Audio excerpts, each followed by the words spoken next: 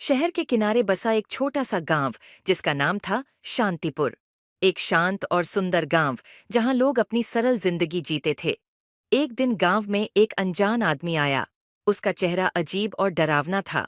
उसने गांव में आते ही एक पुरानी हवेली किराए पर ली। रात के समय हवेली से अजीब अजीब आवाजें आने लगीं। गांव वाले डर गए और उन्होंने सरपंच से इस बारे में बात की। सरपंच ने गांव के सबसे बहादुर युवक रामू को उस आदमी के बारे में पता लगाने को कहा। रामू ने सोचा, मुझे इस रहस्य को सुलझाना ही होगा। रात को जब पूरा गांव सो रहा था, रामू चुपचाप हवेली की ओर बढ़ा। हवेली का दरवाजा खुला था और अंदर से तेज रोशनी आ रही थी। रामू ने सोचा। ये क्या हो रहा है? इस समय कौन जाग रहा है? उसने धीरे धीरे अंदर कदम रखा। अचानक किसी ने उसके कंधे पर हाथ रखा। रामू ने पलटकर देखा तो वहीं अनजान आदमी खड़ा था। उस आदमी ने कहा। डरो मत, मैं तुम्हें कुछ दिखाना चाहता हूँ। रामू का दिल जोरों से धड़कने लगा, पर उसने हिम्मत नहीं हारी। आदमी ने उसे एक कमरे में ले जाकर एक पुरानी किताब दिखाई। किताब में गांव के इतिहास की कई रोचक बातें लिखी थीं। रामू ने पूछा।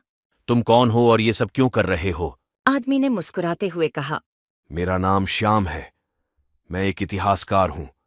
इस गांव के इतिहास को जानने और सहेजने के लिए आया हूँ। लेकिन मुझे लगा कि शायद गांव वाले मुझे गलत समझेंगे, इसलिए मैंने खुद को छिपा कर रखा।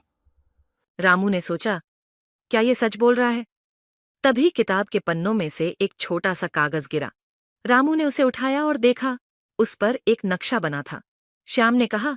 ये गांव के एक छिपे खजाने का नक्शा है। चलो इसे ढूंढते हैं। दोनों ने मिलकर खजाने को ढूंढना शुरू किया। कई घंटों की मेहनत के बाद उन्हें खजाना मिला। खजाने में पुराने सिक्के, आभूषण और महत्वपूर्ण दस्तावेज थे। रामू और श्याम ने मिलकर ये सब गांव वालों को सौंप दिया।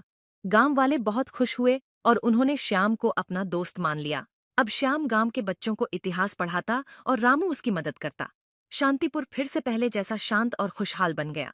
सबक: सच्चाई और हिम्मत से हर रहस्य को सुलझाया जा सकता है, चाहे वो कितना भी डरावना क्यों ना हो।